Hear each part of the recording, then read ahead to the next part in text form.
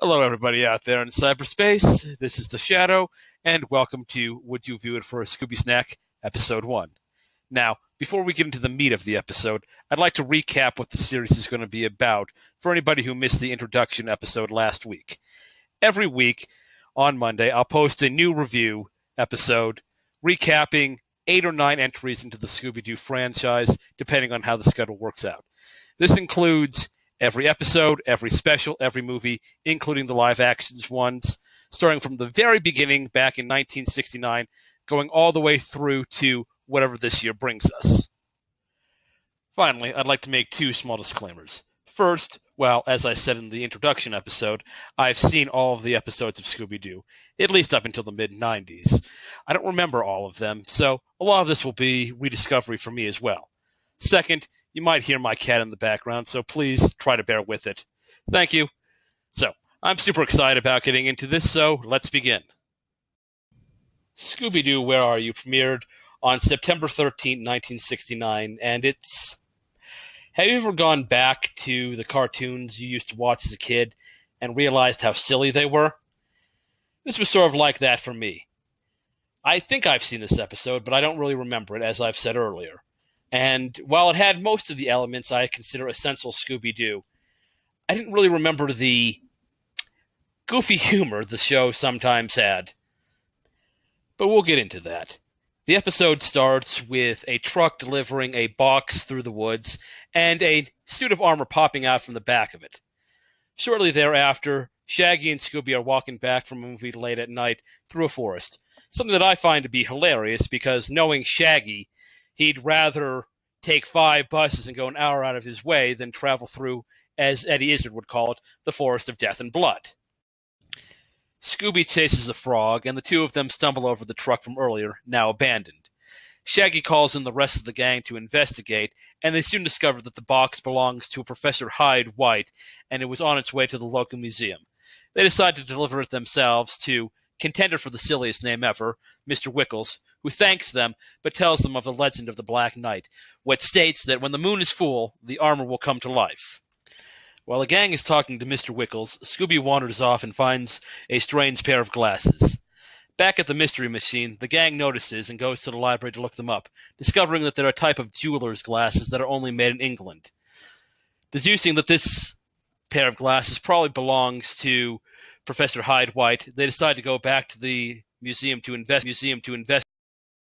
The episode briefly turns into the Red Green Show, when Shaggy breaks into the museum by first climbing up a ladder, then having that ladder lifted up by a car jack, and finally jumping and swinging through a window at the top, falling down some stairs and breaking about 2 dozen objects on the way down.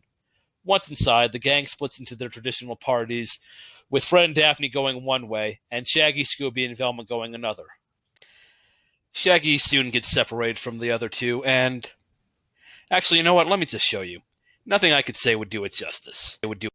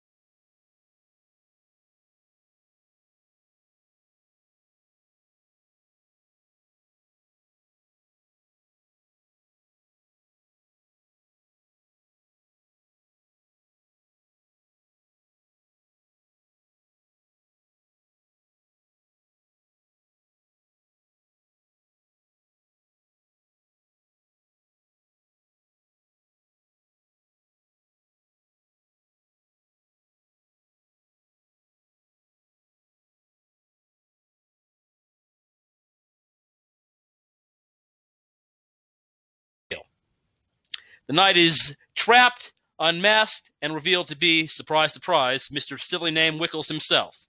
It turns out that he's a con artist selling fake paintings that he's made copies of at the museum. With the mystery solved, the gang shares a laugh and the episode ends. To be honest, I was pretty surprised by this episode. It's rare to see such a strong showing in any pilot, especially for this genre. Would I view it for a Scooby snack? You bet I would. Our second episode, A Clue for Scooby-Doo, premiered on September 20th, 1969, and features a more classic Scooby-Doo opening. Again, we see the monster of the week, this time a ghostly deep-sea diver disappearing into the sea just before the gang arrives on the beach to party. The gang sees the ghost too, leading to a really funny scene where Shaggy traps himself in an umbrella in an attempt to get away from the ghost, and still manages to pogo hop away until he crashes into a rock. Surprisingly, the gang doesn't immediately investigate this. But in the first episode, Fred made it clear that this wasn't their first mystery, so maybe they're just used to seeing things like this on a daily basis.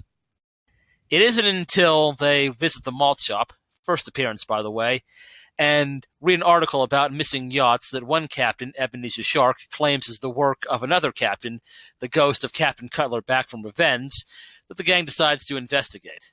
They visit Ebenezer Shark, who doesn't tell them much more than what he told the article, but does say that they should visit the Widow Cutler if they want more information. But not before Scooby finds an old scuba gear in Ebenezer Shark's things. Fred and Daphne stay behind to stake out Shark, while Velma, Shaggy, and Scooby go to visit the Widow Cutler. Upon entering her home, they decide that she must be a witch because she's using candles. Because apparently only witches use candles. Although that would explain one of my college professors, now that I think about it. Anyway, it turns out that they're right, because she says that she brought her husband back from the grave, but says she would have left him there if she knew what he was going to do.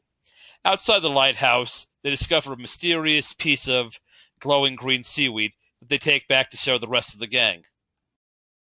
Since the glowing seaweed can only be found in the graveyard of ships, the gang decides to investigate by taking a boat out there, where they follow a ghostly ship that disappears behind the cove. Forced to go back, they decide to dive underwater to investigate further, with Fred, Velma, and Daphne going in one direction, and Shaggy and Scooby going in the other. Fred and the girls find a room with an old abandoned scuba suit sitting there, which they initially think belongs to Captain Cutler, but they realize is far too old just before the ghost locks them in the room. Scooby and Shaggy encounter the ghost and get chased for a while, in the process discovering a cache of scuba tanks and freeing their friends from the room they're locked in. Fred finds more glowing footprints on the ground, and the gang follows them to the side of a cliff in the same area where the ship from earlier disappeared. Shaggy finds a secret entrance by sitting down on a rock. This is probably a good time to note that the Scooby-Doo mysteries don't always follow Knox's Rules of Fair Play mysteries, first written down in 1928, though most series at the time would have. Also, for some reason, Shaggy's hair is suddenly blonde for a moment.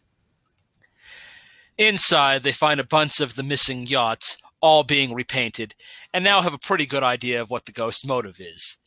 They lure the ghost out by sound, and while it doesn't work as planned, they manage to capture the ghost anyway, who turns out not to be the dead Captain Cutler, but the living Captain Cutler, who faked his death with his wife so that they could steal yachts and sell them for more money. While I like that they were already mixing up with the formula by not having the villain be someone you've already met at the beginning, I gotta say I found this episode to be pretty forgettable. Would I view it for a Scooby snack? Probably not.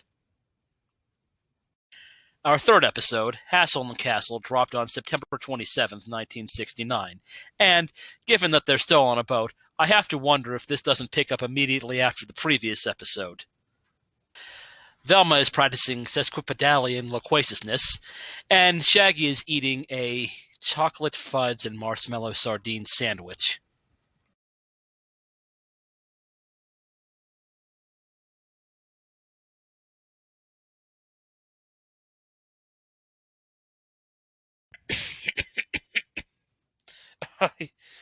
I don't know what I expected that to taste like. Anyway, the gang crashes onto what is called Haunted Isle, and having no other means of escape, decide to go to abandoned Vasquez Castle for help. Castles don't have... Wait, wrong franchise, and this is a family-friendly series. So, on their way, they find a message warning them to get off. But because they're detectives, they press on anyway, and also they have nowhere else to go.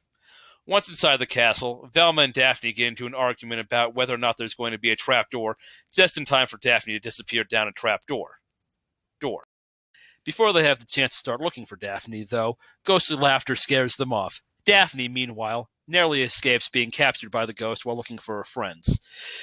The other five, presumably having calmed down, look for Daphne, and a helpful Skull tells them where to go. Although this scares off Scooby and Shaggy, who run off into another room. Shaggy, apparently still hungry, wishes for a ham sandwich, which appears in front of them, including mustard. He runs off, not before taking the sandwich, though. Daphne, thinking she hears the ghost coming for her, tries to smash it over the head with a pot and only succeeds in hurting Shaggy. The five, and Scooby, now reunited, encounter the ghost and try and tackle him, but they pass right through him, and he goes through the wall.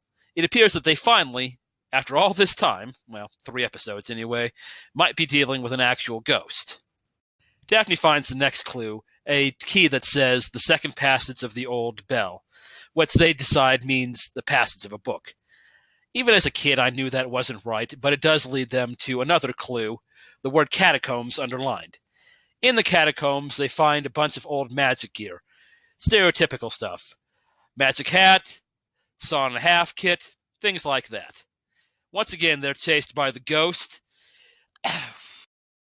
The gang sets a trap for the ghost, which surprisingly works out just as planned, and he's unmasked to be Bluestone the Magician. Again, someone we haven't heard before in the episode. He'd come to the castle looking for the treasure, and disguised himself as a ghost to keep people away. He reveals that he performed the tricks by using mirrors and a camera to appear to walk through walls, and used wires to achieve the levitation, although I personally don't think that explains the sandwich. Overall, I enjoyed this episode. It's probably one that I remember best from my childhood, and I like that the magician treats the kids as a friendly enemy, a worthy opponent, rather than meddling kids. And even if it doesn't all hold up in terms of logic now, or ever for that matter, I'd still view it for a Scooby snack. Our next episode, Mind Your Own Business, premiered on October 4th, 1969. After the traditional appearance of the ghost, this time an old miner played by, judging by the size of him, Andre the Giant, we find the gang lost because Shaggy has turned the map upside down.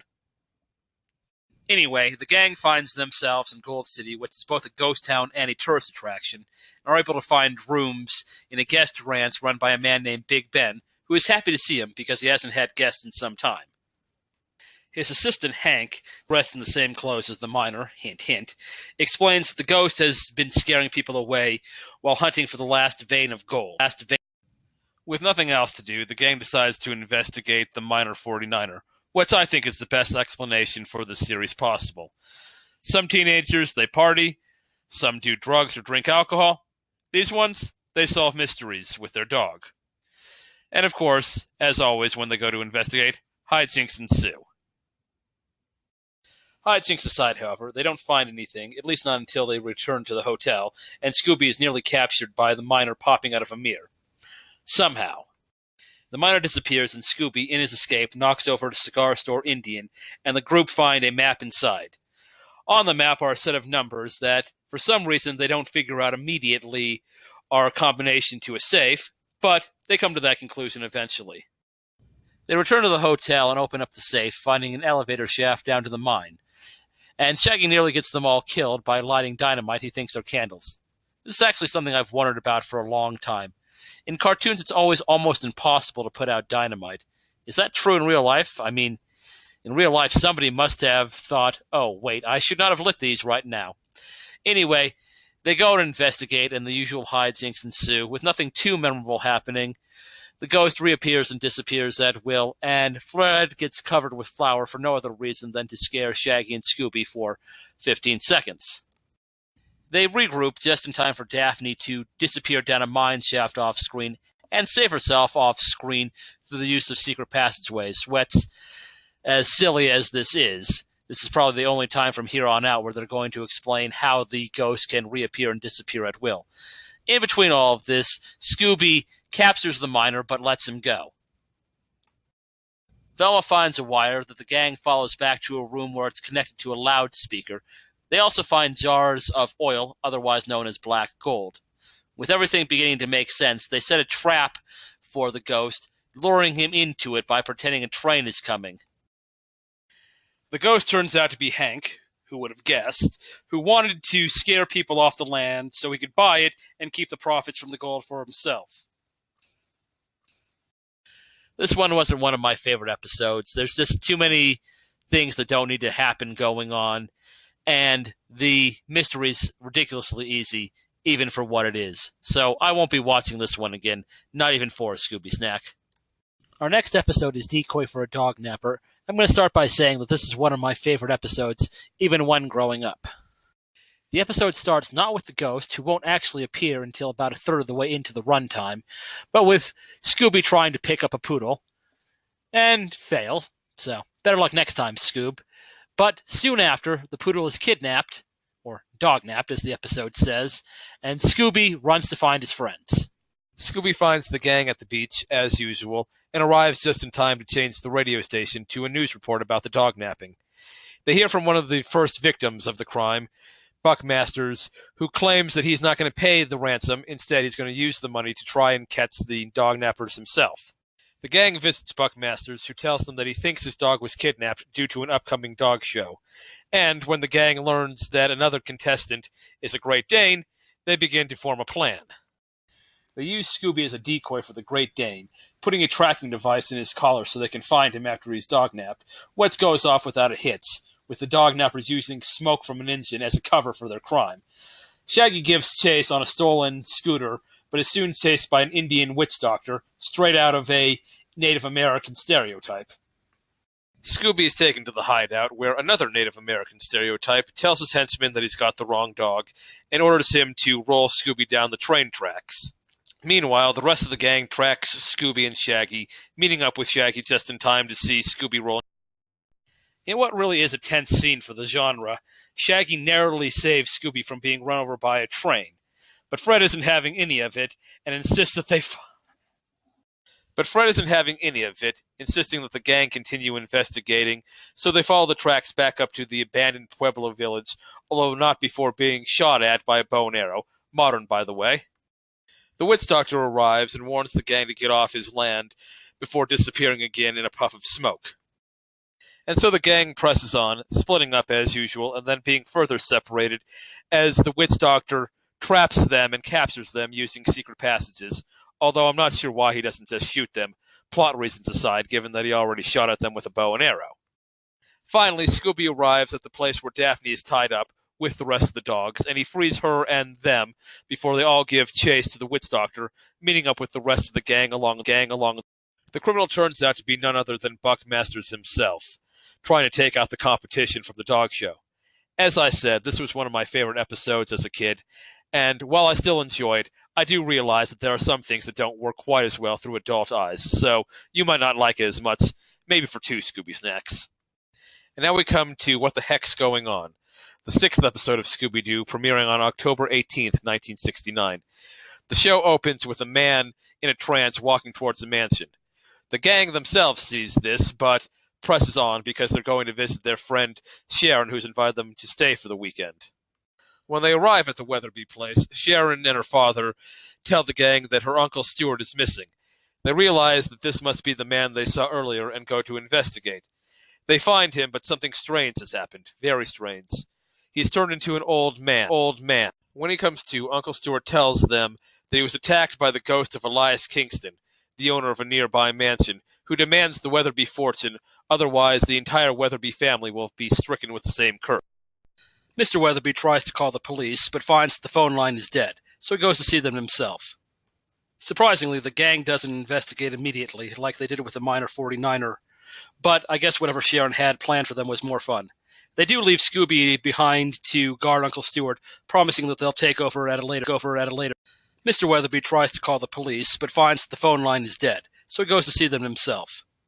Surprisingly, the gang doesn't investigate immediately, like they did with the minor 49er, but I guess whatever Sharon had planned for them was more fun. They do leave Scooby behind to guard Uncle Stuart, promising that they'll take over at a later time. They eventually find the skeleton of Uncle Stewart, still dressed in his clothes, and then the ghost of Elias Kingston shows up to terrorize them again before disappearing into a mausoleum. They follow him into the tomb, noting that ghosts don't have fingerprints like the crypt door does, but the ghost has managed to escape and locks the door behind them. Fred, in a bout of genre savviness, just knows there's going to be a secret passage, which Scooby finds, and they escape the mausoleum, but not before finding a book on crystal omacy. The gang decides to go visit a local swami to get some more information about the book, but he or she isn't there. And then some time is wasted when Shaggy and Scooby have to pretend to be the swami for an elderly lady who comes to get her fortune told. After the old lady leaves, Elias Kingston shows up again to chase the gang around with a crystal ball and a floating table. But when the table crashes, it's revealed that it was powered by a motorized fan, and the gang finds a closed-circuit TV connected to the crystal ball. Armed with this information, the gang returns to Weatherby Mansion to lay a trap for the ghost. Shaggy and Scooby pretend to have the fortune in a chest, and when Elias Kingston figures out that he's been duped, they chase him around using his own tricks against him, scaring him, even though that doesn't make much sense. The ghost is revealed to be Uncle Stewart, who wanted the fortune for himself. I like this episode. Yes, it has some silly moments and some things that don't make sense, like Sharon appearing at the end with no explanation, but it's fun and has a lot of heart. That said, if you're the kind of person who needs a little bit more continuity and logic, you might want to negotiate for 2 Scooby Snacks for this one. Episode 7, Never Ape an Ape Man, premiered on October 25th, 1969. Now, while the trend technically began with What the Hex is Going On, here we see a continuation of the gang being invited to visit somebody else as a premise for the mystery getting started. In this case, they've been hired on as extras for a movie which Daphne's Uncle John is directing. While waiting for shooting to start, Uncle John explains that filming hasn't been going well because locals won't work on the set. They insist that there's an actual ape-man lurking up there in the mountain. When filming finally does start, the real ape-man shows up and tries to murder the lead actress, Candy Mint, by shaking her off a plank bridge. Scooby, in a surprising display of courage, saves her and fights the ape-man off. Uncle John, realizing that the ape-man isn't his stuntman Carl, asks the gang to help him find the missing person. And this might be the first time in the show's history where they're actually asked to solve something, rather than just taking it upon themselves. Scooby finds Carl locked in a chest. He claims that the ape-man threw him in there and locked him up. Because of this, he and Candy both say they're going to quit until the shooting is safe. Uncle John agrees to let them investigate, but only on the condition that they're careful, and so the gang explores the set and the surrounding area. Now, normally I don't comment on the hijinks too much because that would get boring and repetitive, but there is one thing I want to touch on here. Their first clue is a half-eaten hamburger, which they say can't have been eaten by a real ape-man because apes don't eat meat. Now, obviously you and I know that this is false, but this episode was filmed before Jane Goodall observed apes eating meat in the wild, and so this is a case of science marching on rather than a case of a true mistake. Next, we see a nice change in dynamics where Fred is the one who falls into the trap, albeit still through Daphne's bad luck. While the gang is looking for him, the real ape-man shows up and tries to attack them, although Scooby once again is able to fight him off. They find Fred, who has already set up a trap for the ape-man. Finally, things are beginning to fall into place. They send Scooby and Shaggy to lure the ape-man into the trap, and while they're successful, Velma is not, only succeeding in trapping Shaggy in the trap instead. The investigation begins again, this time in the dressing rooms and the trailers. Scooby and Shaggy find a Polaroid camera and start playing around with it. Then Shaggy notices the ape-man without his mask on through the window and takes a picture. But because of the flash, the ape-man notices and the chase. This episode wasn't for me. It just went a little bit too far in terms of humor and not enough in the way of clues and mystery solving. So, Scooby Snacker, no, I won't be giving this one another view. The final episode for this round is Foul Play in Funland, the 8th episode premiering on November 1st, 1969. The episode begins where else but at the beach. This time the gang is digging for clams outside a closed theme park called Funland, and just as they're wishing that Funland was open so they can go, the lights turn on mysteriously, so they go to investigate. At first, everything seems to be too good to be true. They're able to get food and play games with no one else around, at least no one else they can see. But then Shaggy and Scooby catch a glimpse of a mysterious man running far faster than a human being should be able to. They chase him into the Hall of Mirrors, but flee once they get up close to him. Then Fred, Velma, and Daphne see him go up a Ferris wheel and disappear once again. The gang reunites, and as the lights have gone out, they decide to go visit the caretaker to tell him what's going on. The caretaker turns out to be one Mr. Jenkins and his sister, who both insist nothing could be going on at Funland because they watch it so carefully.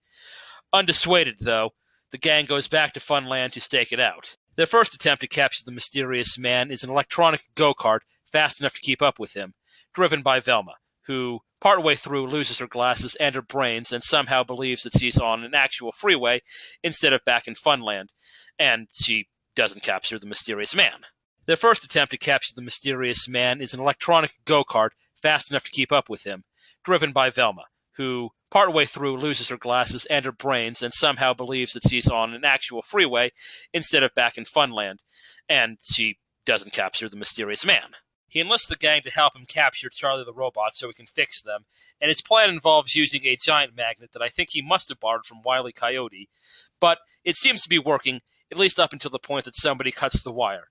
Even then, the magnet has done its damage enough that Charlie crashes and breaks. Scooby finds Jenkins' sister, who admits that she cut the wire because she doesn't like robots. She doesn't think they should be around a place where children are playing. Mr. Jenkins agrees, but promises that he's going to fix Charlie to be safer. And sometime later, when the gang visits, he's done just that. This episode does have some novelty to it in that there's no real criminal and nobody pretending to be a ghost or a monster, and I do like that. But beyond that, there's not much going for it, so I wouldn't view it for a Scooby snack, not unless they were making it rain Scooby snacks. And that about wraps it up for this episode. Still rough around the edges, I know, and hopefully my plans for fixing it will come into fruition soon. But until then, if you liked it, give it a thumbs up. If you have any feedback, please leave it in the comments, and if you're interested in more, come back next week for the second episode.